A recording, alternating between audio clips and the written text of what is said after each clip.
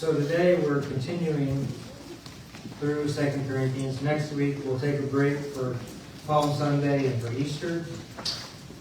So it actually worked out quite well because we're going to introduce this idea this week, and then we're going to follow up on it again after Easter.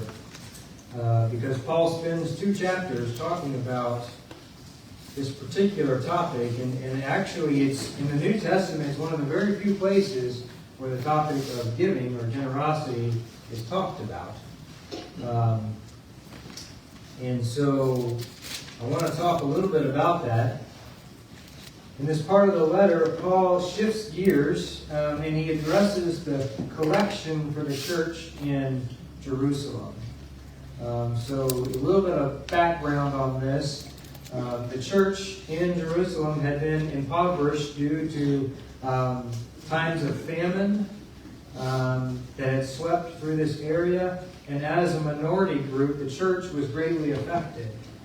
They didn't have the support systems that the Jews and the Romans did, and so they needed help. And so the Gentile churches decided to pitch in. The church at Antioch stepped in right away and gave money. The Corinthians showed a strong desire to help, and now Paul is encouraging them to follow through in giving in accordance with their desire to love their brothers and sisters. And so I hope that as we read this, we'll find that whenever we follow through in generous giving, we honor God and show our eagerness to love others. That would be the key sentence here.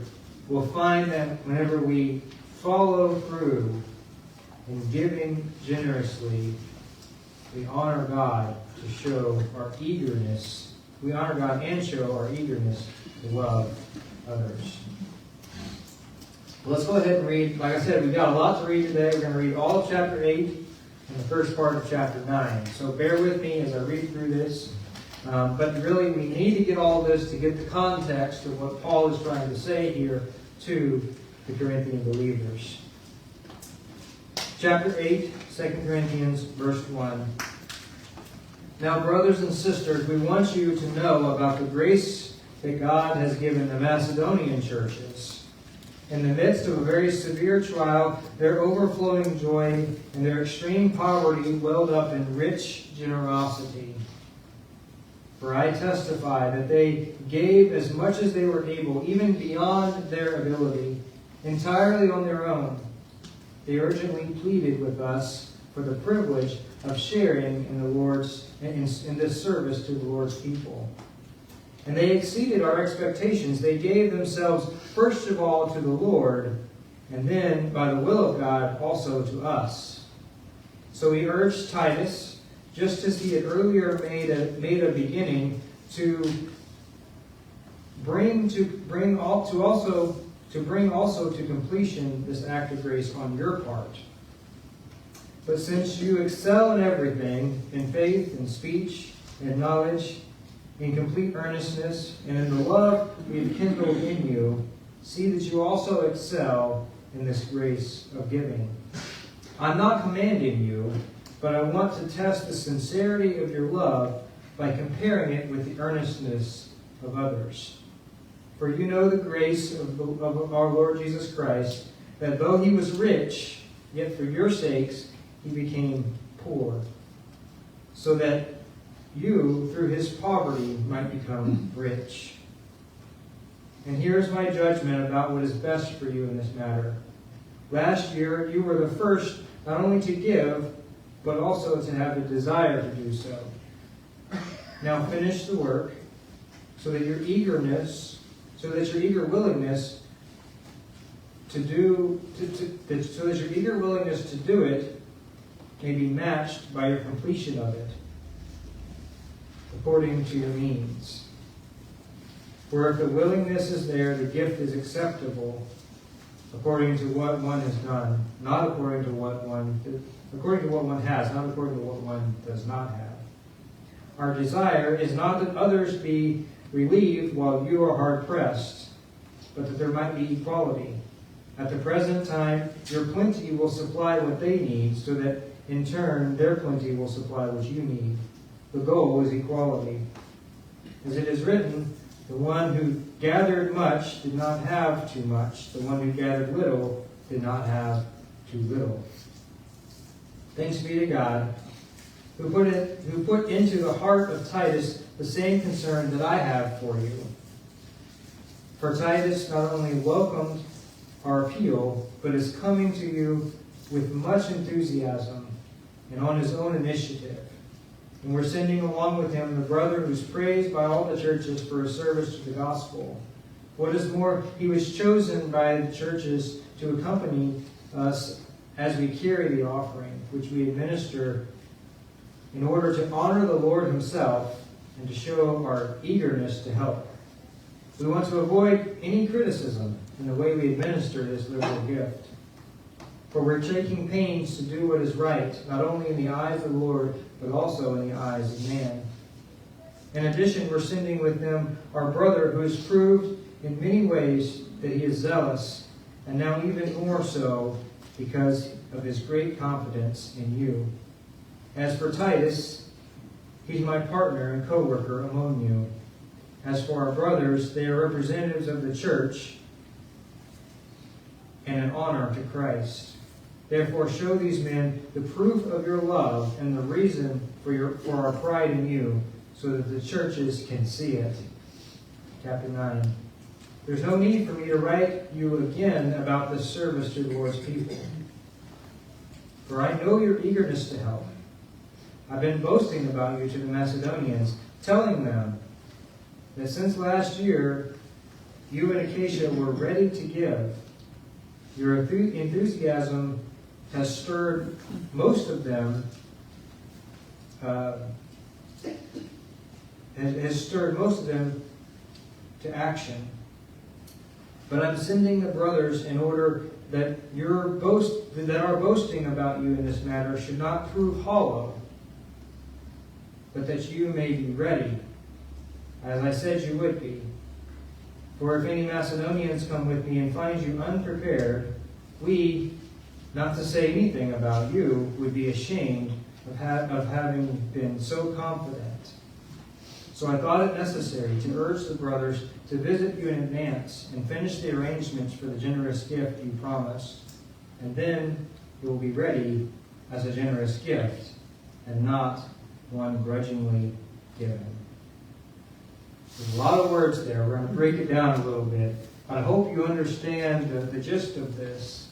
As I mentioned, there was this collection for the church at Jerusalem, and there were some churches that had already given.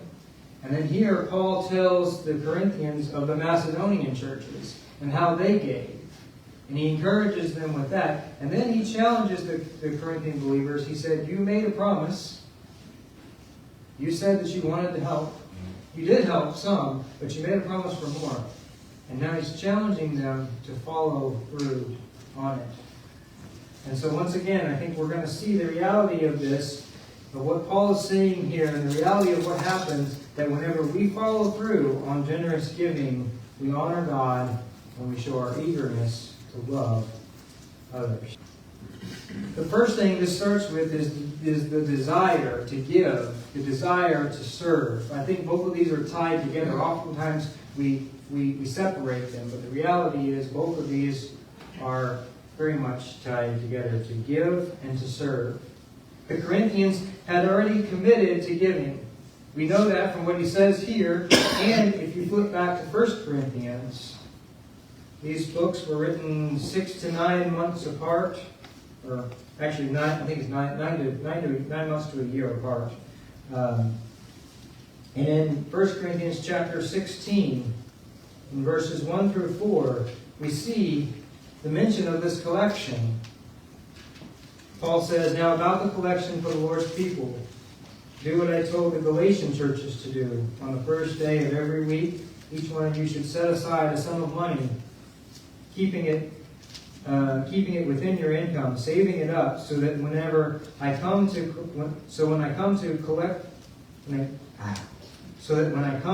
no collections will have to be made. And then, when I arrive, I will give you letters of introduction to the men you approve to send with them, to send them with your gift to Jerusalem. And if it seems advisable for me also, they will accompany me. And so he's already mentioned this to them. They've already talked about this. And so he's asking them to follow through on what they had committed, urging them to continue what they started. And then he turns to the Macedonians and he gives them as that example. The Macedonians, not only did the Corinthians have this desire to give, which they've expressed in 1 Corinthians, but now Paul turns and talks about the Macedonians' desire to give. In the first part of chapter 8 that we read, it says that they had a desire not only to give, but that they pleaded with Paul to participate in this offering. It was a strong desire from within, not a begrudging gift of, well, you know what, they need some help, I guess I'll have to give to them. But instead it was a desire from within their heart to be a part of what God is doing. And then in verse 12 of chapter 8, he says that if willingness is there, the gift is acceptable according to what one has. Notice there's no numerical standard here for giving. Instead, Paul is focusing on the attitude behind the gift. The desire. The key to giving is not how much or when you give or what you give, but the key to giving is the desire to serve and to give with sincere motives. He commends the Corinthians about this desire in the beginning of chapter 9. He says, "For I know your eagerness to help, and I've been boasting about you to the Macedonians, telling them of how you are ready to give."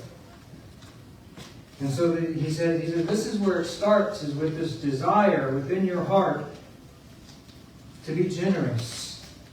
But he also makes it clear that it's not just about giving money. Now, this collection is very much about money, but he makes it clear that generosity is a much bigger concept than this. His example of the Macedonians' gift shows that they gave themselves. Look at verse 5. It says, "And they exceeded our expectations, for they gave themselves, first of all, to the Lord, and then by the will of God also to us." This is such an important concept for us. It's not that we give the things that we have, but that we give ourselves to each other. Sometimes this looks like giving money. Sometimes this looks like giving time, effort, or other resources. We live for each other, and ultimately for God, rather than for ourselves. This is what this desire within us, this is what it should be. Not a desire for others to see what we're doing, not a desire to make ourselves feel better, but a desire to be there for others. It's interesting, the words that are used within this passage, there's some things I don't fully understand going on within the Greek here, but I want to try to explain that a little bit, because I think it makes a big difference. In verse 4 of chapter 8, he talks about the Macedonians and their desire, and it says, "They urgently pleaded us for the privilege of sharing in this service to the Lord's people." And the words sharing and service are interesting here, because this sharing is the word koinonia. And if you know anything about Greek, that's the word for fellowship. And so there's this need to be together with others. And the word for service is is diakonia. Diakonia, I think I'm saying that right. And that one is to serve or minister. It's a variation of the word that we get our word for deacon for. And so you see this important wordplay between these two words that sound almost the same, koinonia, diakonia, that Paul uses here to emphasize that this is a desire and a need to fellowship, to be there for one another, and to serve and to minister one another. And he says this is worldwide. The capital C church, I like to call it, to be there for other believers. Yes, for those in the room, but yes, for those across the world. Yes, for those that don't think exactly like we do, but those that believe in Jesus. And so it's this deep desire to serve and to minister, this deep desire to fellowship together. And Christian generosity is about service. That's why I said we can't separate the desire to serve and the desire to give, because they're commingled together. We have to recognize that everything is God's, ourselves included, and we are simply servants. Going back to the sermon that Mike preached a couple of times ago, whenever he said it's all His. It's all His. And we recognize that. And we're called to put that into practice. So our generosity should be driven by sincere love. I love what he says in verse 8 of chapter 8. He says, I'm not commanding you. I'm not saying this is what you have to do. He said, but instead I want to rise something up within you. I want to test the sincerity of your love by comparing it with the earnestness of others. He says this is to be done out of sincere love for each other. We must remove selfishness. We think about other examples of giving. We think about the widow that Jesus points out as she gives to God everything that she has, even though it's only what we consider 2 cents. But it's motivated by a love for God. We think about Jesus' teaching to not let your right hand know what your left hand is doing whenever you give. And it's this desire to do it with sincerity. To not do it with show for others to see. And to not do it because we feel like we have to. But to do it because we genuinely love God and love others. And so he calls them to sincere love. So that's where it all starts, with this desire to serve and to give. And we see that in the Corinthians. We see that there. And then Paul says it doesn't end there. And he's reminding them that desires and good thoughts are useless without action. We all know the reality of life. Sometimes we have strong desires. We make a decision to give, to serve, to love, and we truly mean it. But then life gets busy. Other things crowd our minds. We lose the desire. Sometimes we forget. We forget what we promised. Sometimes we know we should, but we just don't have the motivation that we did at first. And that's where we find our brothers and sisters here in Corinth. They made the promise. They had the strong desire. And yet, they're waning in their ability to be able to carry it out. And so that's whenever we need our brothers and sisters to step in. Where we need some encouragement, some accountability. And that's what Paul's doing here. He's reminding them of their commitment and urging them to follow through on it. Giving involves both our mind and our actions. And I like the way that Paul approaches this. He challenges them very much. And he gives them the example of the Macedonians, but then I love what he does in verses 13 and 14 and 15. In 13 through 15, he reminds them of another side of this. Listen once again to verse 13. He says, "Our desire is not that others might be relieved while you are hard-pressed, but that there might be equality." And he goes on to say, in this time, you are able to supply what they need, and in your time of need, they'll be able to supply what you need. And he ends up quoting from the Old Testament as they were gathering the manna from the wilderness that God had provided for them. And it says that no one had too much and no one had too little.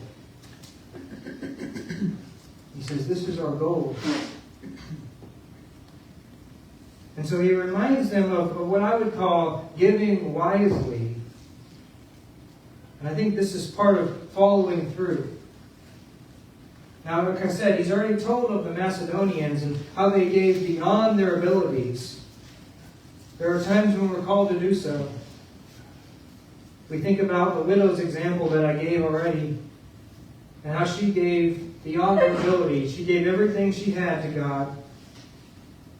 We think of the Macedonians and how they gave. And it says they gave beyond their ability. And it's important that we're obedient to God when He calls us to do so. And here he's asking the Corinthians to not necessarily give in that way. He's asking them to give wisely. That they're to give in this time to supply the needs of others. But Paul makes it very clear that he doesn't want them to be in need. Now, is this contradictory to the Macedonians' response? I don't think so. I think that they give us two different sides on the continuum of giving. Two different things that should be in tension with one another as we give. One is that we're to give generously, to hold nothing back because we care about others. The other that holds tension is that we're to give wisely so that we can continue to give. And there will be times whenever generosity outweighs caution. And there will be times where generosity is limited by our desire to continue to be in a position to help others, to help in the future. Neither is wrong. It's a balance that requires daily communication with God.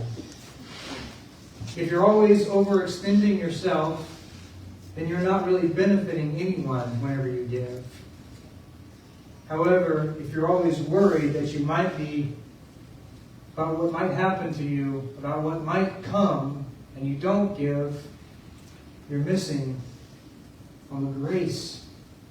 You're missing out on the reality that God has called us to be a part of.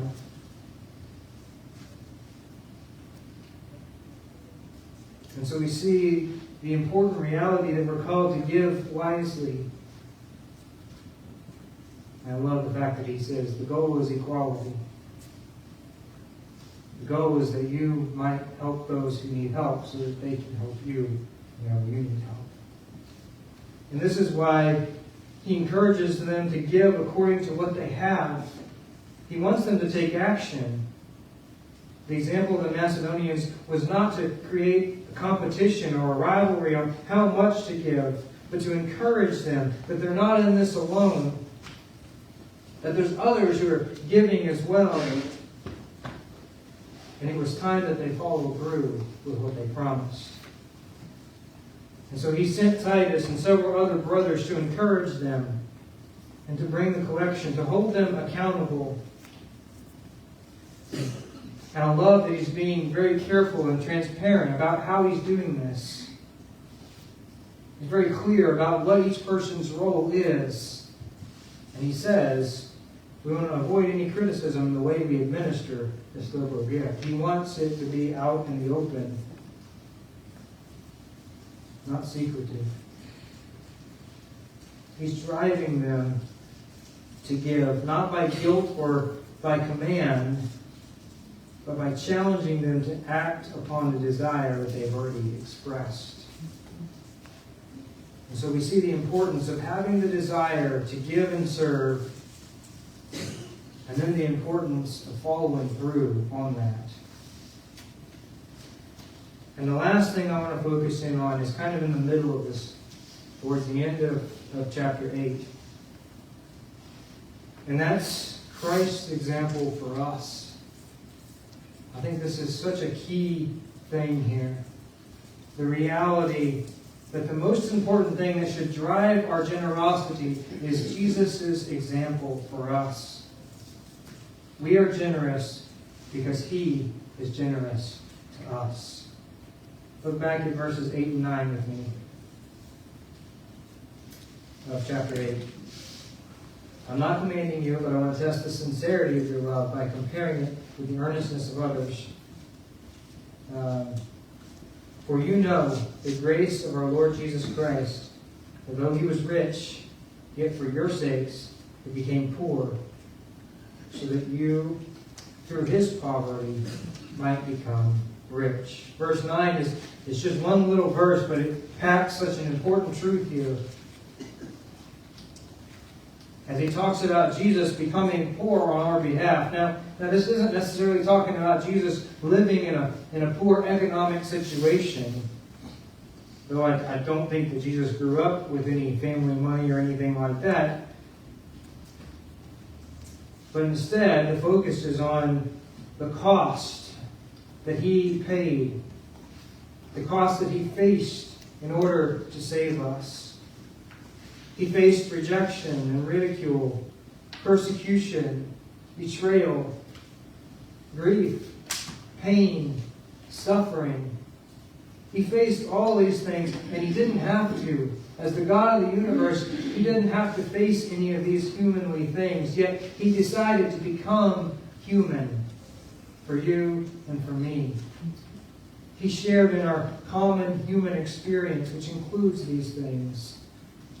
And not only that, but He faced the agony of Gethsemane, knowing what was to come, knowing that there was no other choice, begging the Father if there's any other way, take this cup, but knowing the reality and the love that drove Him forward, knowing that He was going to face the cross, facing the cross for us. We've been talking about this on Wednesday nights, the significance of the cross. And it's such a powerful thing.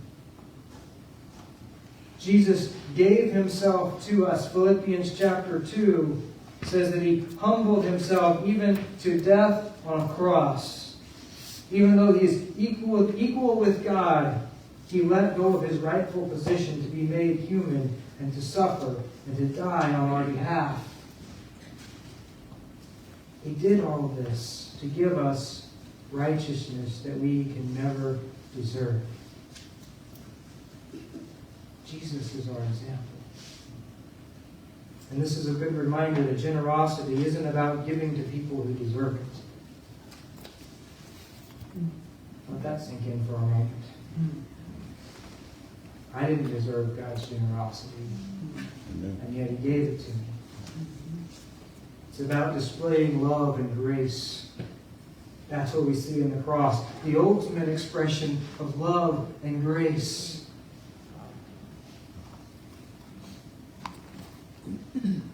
Jesus is the why behind our generosity.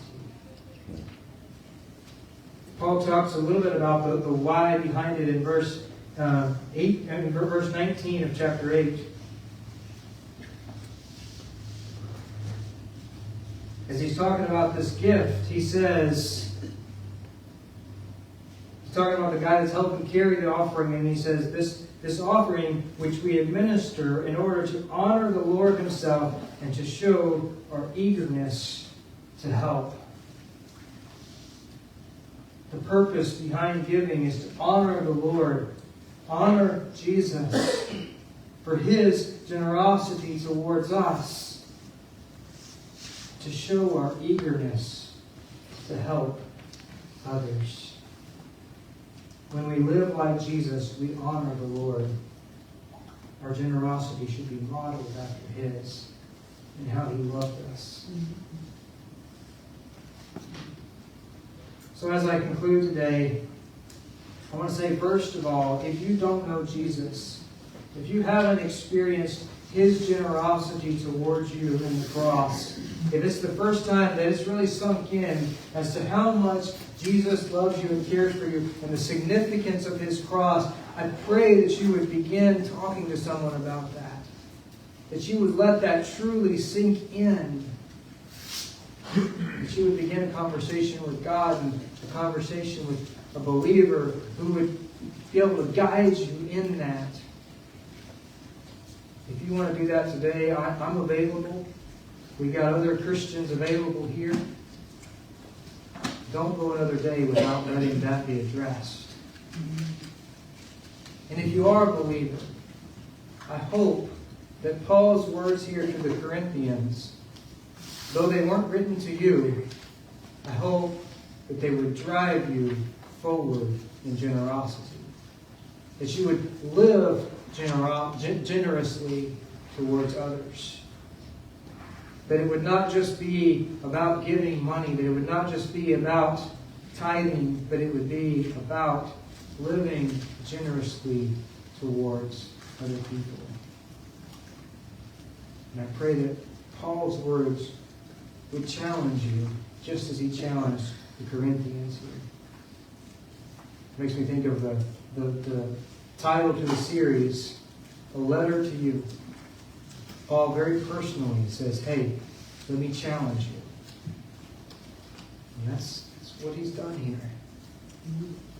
So I pray that you would respond in the way that God has called you. If you need to know God for the first time, if you need to make a commitment to the Lord, whatever that may be, a commitment to serve, a commitment to be baptized, a commitment to the church, a commitment to love your neighbor, a commitment to love your family, whatever it may be, you deal with that now. You can respond right there in your seat. You can come up and pray with me or Brother Mike.